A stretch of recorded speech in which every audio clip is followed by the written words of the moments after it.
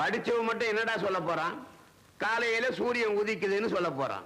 சூரியன் உதிக்கிறதே கிடையாதுடா, பூமி சுத்துது. இத சொன்னா என்ன பைத்தியக்காரன்னு சொல்லுவான். முள்ளு மேல காலை வச்சிருவீங்க, கேட்டா முள்ளு கூத்திடுச்சிருவீங்க. அதனாலதான் உங்களை மாதிரி ஆள்கிட்ட நான் பேசுறதே கிடையாது. டேய், படிக்காதீங்கடா படிக்காதீங்கடா சொன்னா கேட்க மாட்டீங்க.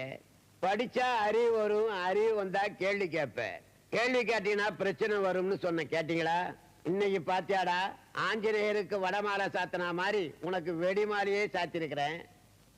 டேய், கொளுத்துக்கடா இவனை. நான் ஒரு புண்ணிய புருஷன்ட.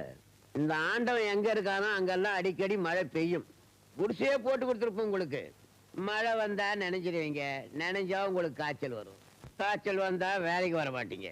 நீங்க எல்லாம் வசதியா வாழணுட்டு தான் கட்டி கொடுக்கலடா, என் வேலை கெட்டிடக்கூடாதுங்கிறதுக்காக தான்.